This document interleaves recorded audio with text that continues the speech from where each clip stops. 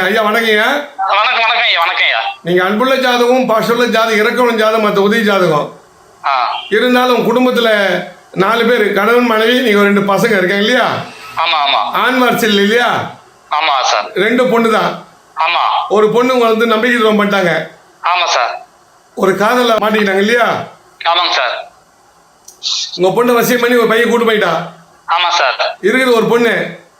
Sir இருக்கு. அந்த குழந்தை எதிர்காலம் சிறப்படையணும். சார். நீங்க பட்ட கஷ்டம் அந்த குழந்தை படக்கூடாது. சார். ஆமா. சொல்லுங்க. ஆமா ஆமா சார். ஆமா, இப்ப காலேஜ் படிக்கிற குழந்தை. ஆமா ஆமா சார். நல்ல வேலை கிடைக்கணும். உங்க பொண்ணுக்கு எந்த கெட்ட பேர், அவமான அசிங்கம் வரக்கூடாது. முதல் பொண்ணுக்கு ஏற்பட்ட மாதிரி இந்த பொண்ணுக்கு ஏற்படக்கூடாது. நீங்க பட்ட கஷ்டம் உங்க பொண்ணு படாத மாதிரி, இந்த பொண்ணு உங்க பேச்சு கேட்குற மாதிரி நான் வசியம் பண்ணி கொடுத்துறேன். இனி எதிர்காலம் சிறப்படைகிற மாதிரி 4 பேர் மதிப்பு மரியாதை கௌரவமாக வாழ்ந்து கட்ட மாதிரி பண்ணித்தரேன். கவலைப்படாதீங்க. துன்பத்துக்கான விதி சொல்லிட்டு காலத்தை நிறுத்தி வீணாக கழிச்சிங்க. இதுக்கு முன்னாடி என்ன வந்து பார்த்துருந்தா இந்த பிரச்சனை வந்திருக்காது. அதாவது முடிஞ்ச உடனே தான் என்கிட்ட வரீங்க. நிறைய பேர் ஏதாவது செய்கிறாங்க. ஐயா இது மாதிரி ஜோசியம் நிறைய பேர் சொல்லியிருப்பேன் நான். அதாவது இது நடக்கும், இது நடக்காது சொல்லுவேன். இந்த பிரச்சனை வரும், இது வராது. இது தீர்வு உண்டு, இது தீர்வு இல்லை.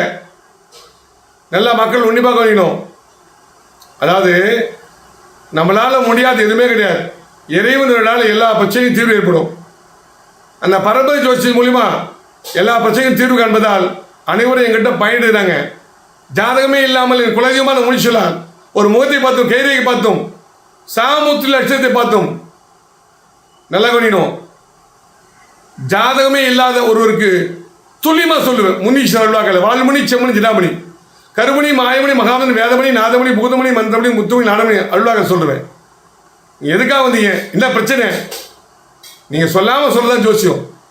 என்னை ஒரு முறை சந்திச்சாலே போதும், எல்லா பிரச்சனையும் தீர்வு ஏற்படும். காலத்தை நேரத்தை வீணாக கழிக்காதீங்க. என்னை ஒரு முறை சந்திச்சு பாருங்க, உங்கள் வாழ்நாள் எப்படி இருக்குன்னு பாருங்க. நன்றி, வணக்கம்.